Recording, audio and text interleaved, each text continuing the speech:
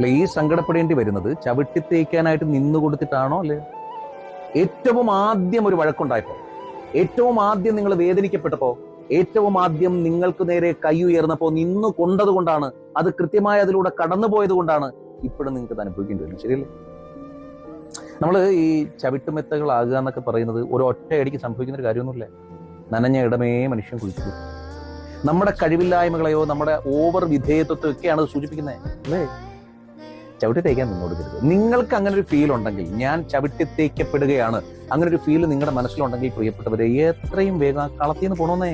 Change the circle. പറയാൻ എളുപ്പമാണ്, ഈ ഇതിങ്ങനെ അല്ലെങ്കിൽ ചവിട്ടി തേക്കപ്പെടുന്നതിനേക്കാളും നല്ലത് അല്ലേ?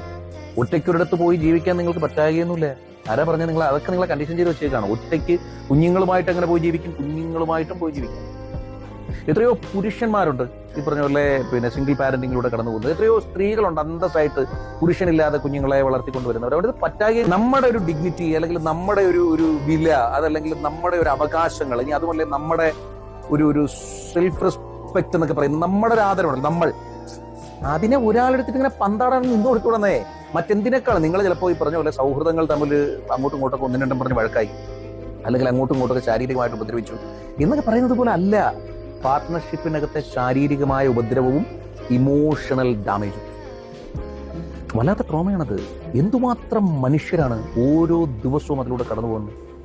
ഈ മേൽക്കോയ്മ എന്നൊക്കെ പറയുന്ന ഇടയ്ക്കൊക്കെ ഭയങ്കര വിഷയമായിട്ടുള്ള സാധനമായിരുന്നു. ആൺമേൽക്കോയ്മ, ചില വീടുകളിൽ പെൺമേൽക്കോയ്മ. മേൽക്കോയ്മ എന്ന് പറഞ്ഞാൽ തന്നെ പ്രശ്നമാണ്.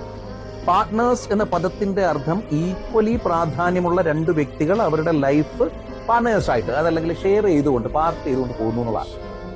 അപ്പൊ ആ പാർട്ട്നേഴ്സ് ആണെങ്കിൽ 100% ആ രീതിയിൽ തന്നെ ആയിരിക്കണം. അല്ലാണ്ട് ഒരാളുടെ മുകളിലാണ്, മറ്റേയാൾ ഒരുപാട് താഴെയാണ് എന്നതല്ല. നിങ്ങൾ ചെയ്യേണ്ടത്, ഇതിപ്പോ ആദ്യം അങ്ങനെ ഈ പറഞ്ഞ ഒരു സാഹചര്യം ഉണ്ടായപ്പോൾ നിങ്ങൾ തന്നെ താഴ്ന്നു കൊടുത്തു, അവിടെ നിന്ന് ഇങ്ങോട്ടാണ് തുടങ്ങിയെന്നുള്ള ഞാൻ പറഞ്ഞപ്പോഴാണ് നിങ്ങൾ ശ്രദ്ധിക്കും.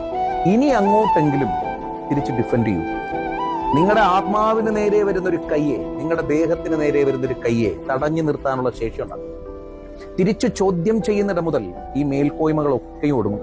ദേഹത്ത് കൈവിനൂടാം, ആത്മാഭിമാനത്തിനെ മുറിച്ചും കൂടും. ചവിട്ടി തേക്കാനായിട്ട്